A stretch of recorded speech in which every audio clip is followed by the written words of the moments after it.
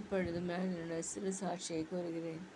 எனக்கு கடந்து வந்த பாதைகள் கரடுமுரடான பாதைகள்.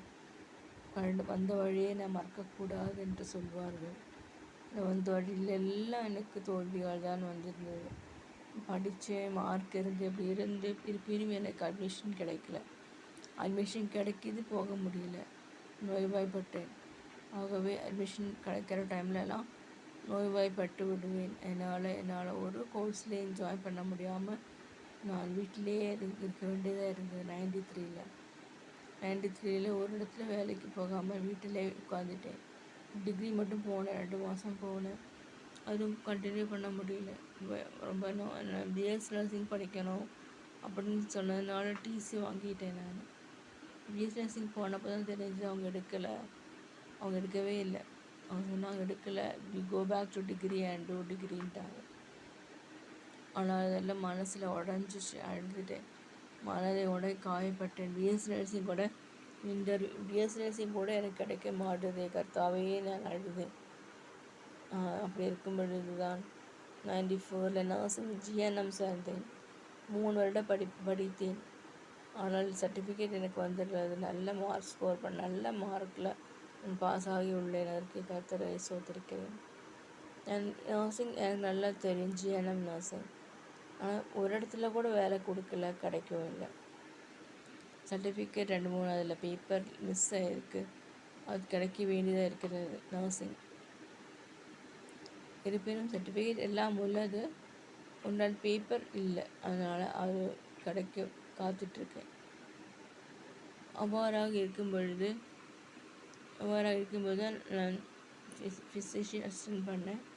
3 வருஷம் படிப்பு, 2 வருஷம் படிப்பு. 2008ல் சேர்ந்தேன். 2010ல் தான் நான் இறங்கினேன். அப்போது படித்தேன். ஆனால் அது 50% டாக்டர் சொன்னார். 50%, nursing 64%, ministry 60%. I know physician I got 50%. So tough. I passed in good marks. That's enough. Certificate to get. I have to go and get the certificate. அந்த மாதிரி வந்தபோது நான் நோய்வாய்ப்பட்டுள்ளேன். அந்த நோய்வாய்ப்பட்டதில் என்னால் ஒரு இடத்துக்கும் போக முடியல. என்னால் வீட்டிலேயே நான் இருக்கிறேன். வீட்டிலேயே டியூஷன் பசங்க வந்தால் பக்கத்து பசங்க வந்து டியூஷன் படித்தாங்க. அவங்க நல்ல நிலையில் செட்டில் ஆகிருக்காங்க. அதற்கே கர்த்தரை ஸ்தோத்திரிக்கிறேன். என்னோட டியூஷன் படிக்கிறவங்க யாரும் கீழே போனதில்லை. எல்லாருக்கும் நல்ல ஃப்யூச்சர் ஆண்டவர் கொடுத்துள்ளார். டீச்சராக போகணுன்னு தான் எனக்கும் ஆசை. ஆனால் எங்கிட்ட BA diploma nursing, bachelor of theology degree தான் இருக்குது. அந்த மாதிரி சர்டிஃபிகேட்டில் இருக்குது. இப்படி போகும்போது ஸ்பெஷல் டீச்சராக கிடைக்குமோன்னு நான் ட்ரை பண்ணிட்டு வரேன்.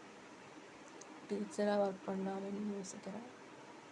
ஆனால் ஒன்றும் வாய்க்கிறதில்லை. ஊழியம்தான் வாய்க்கிறது, மிஷினரி தான் வாய்க்கிறது. ஒன்றும் வாய்க்கவில்லை. என் வாழ்க்கையில் ஒன்றும் வாய்க்கவில்லை. ஆனால் தேவனுடைய திட்டம் என்ன திட்டம் தெரியுது. ஊழியம்னு தெரியுது. ஊழியம் செய்கிறேன். தேவனுக்காக ஊழியம் செய்வதுதான் பாக்கியம். திருமண காரியங்கள் ஒன்றும் நடக்கவில்லை. அதுவும் என்னை விட்டு போய்விட்டது. எல்லாராலும் ஒதுக்கப்பட்டேன், துன்புறுத்தப்பட்டேன். ஆனால் என் தேவன் அவற்றை மத்தியில் உயர்த்துகிறார். அவர் என்னை தேற்றுகிறார். ஒரு தாய் தேற்றுவது போல் என்னை தேற்றுகிறார். எல்லாரும் கைவிட்டாலும் இயேசுவானவர் கைவிடவில்லை. ஆமென், ஆமென்.